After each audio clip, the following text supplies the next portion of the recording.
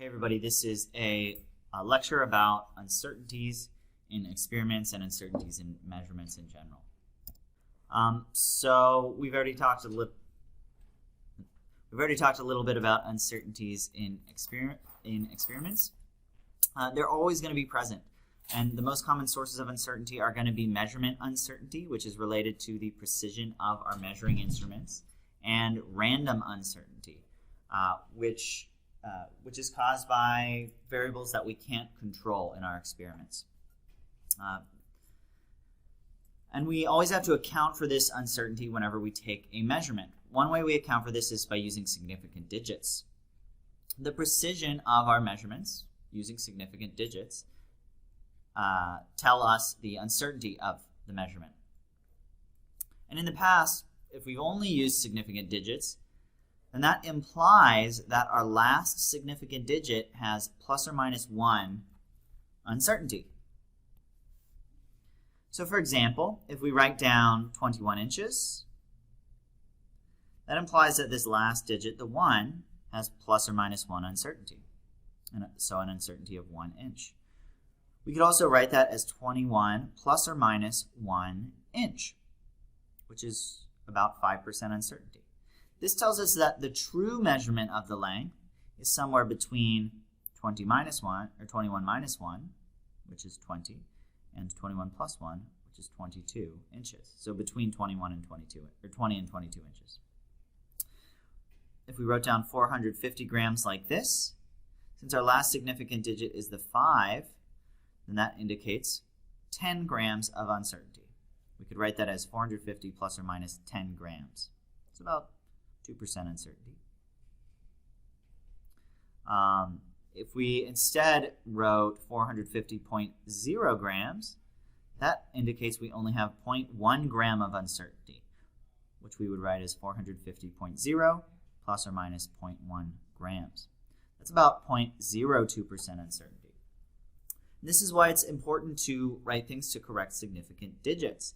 If we write 450 without the decimal point, it implies a much bigger uncertainty than if we were to add those zeros in, even if they're just placeholders.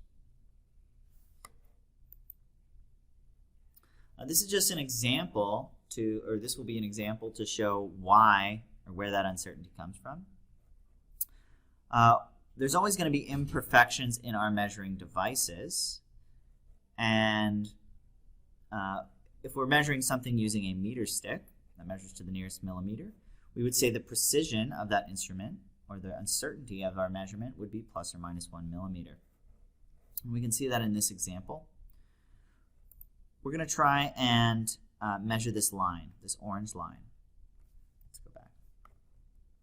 So we line it up with 0, and we see how far along the meter stick it goes. It lands right exactly around here. So since these are the centimeter marks, it's somewhere between 1.1 and 1.2 centimeters. But it looks like it's closer to the 1.2 centimeter mark, so we can write it down as 1.2 centimeters, just because it's closer. And we're not measuring any more precisely than 1 millimeter. So we say it's 1.2 centimeters, but what we really mean is that it's anywhere in between 1.1 centimeter and 1.3 centimeters. And that's why sig figs account for our precision or our uncertainty. And this is how we might write down our measurement if we include a uncertainty. However, uncertainties are not always plus or minus 1 in the last digit. And we really need to account for this if our uncertainty, especially if our uncertainty is bigger, we need to account for this. So here's how we do this. If we measure some variable k and measure the uncertainty, we write the uncertainty as delta k. Again, delta means change, but really it just means difference in this case.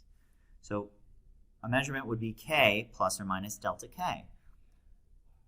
So for example, a spring force is measured to be 4.4 newtons with an uncertainty of 0.3 newtons. F is 4.4 newtons, the force. Delta F is 0.3 newtons. We could write the measurement with uncertainty is 4.4 plus or minus 0.3 newtons.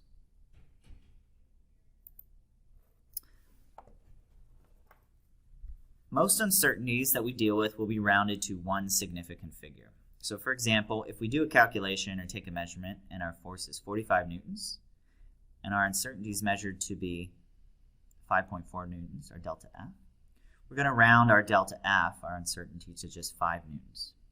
We'd write that as 45 plus or minus 5 newtons. Additionally, the measurement should never be more precise than the uncertainty. So here's an example. Our mass is 202.5 kilograms. At least that's what we directly measured. It's precise to the 10th place. Our uncertainty in mass, our delta M, is 8.7 kilograms. First, we round our delta M to 1 sig fig, so 9 kilograms. And then we need to round our measurement to the same precision as the uncertainty. Since our uncertainty is measured to the ones place, our measurement should be rounded to the ones place. So 202.5 rounds up to 203. And our total measurement becomes mass is 203 plus or minus 9 kilograms. Sometimes uncertainties can have 2 sig figs, but generally only if the leading digit is 1. Let's say we calculate these values for our measurement and our uncertainty. Kinetic energy is 22.5794 joules, and delta K is 1.478 joules. That's the uncertainty in kinetic energy, not the change in kinetic energy. You would have to know that by context. So, because this has a leading digit of 1, we round it to 2 sig figs, so 1.5 joules. And the reason we do this is if it has a leading digit of 1 and we only round it to 1 sig fig, we're changing that uncertainty by a really, really, really huge percent. It could be up to 50% that we're messing up by, and that's too large of a percent error. So if the leading digit is 1, we do 2 sig figs. So anyway, delta K becomes 1.5 joules. And since that's precise to the 10th place, we're going to round our measurement to the 10th place. So 22.5794 becomes 22.6. Our final measurement then becomes 22.6 plus or minus 1.5 joules. So, to get uncertainties, there are 2 general ways we do it. 1, we find the measurement uncertainty based on our instrument. That's just how precisely we can measure. It's usually plus or minus 1 of the smallest increment, like on that ruler before. To deal with random uncertainty, we take repeated trials, at least 3 trials. And what we do is we will average the trials for each variation to get the measured value.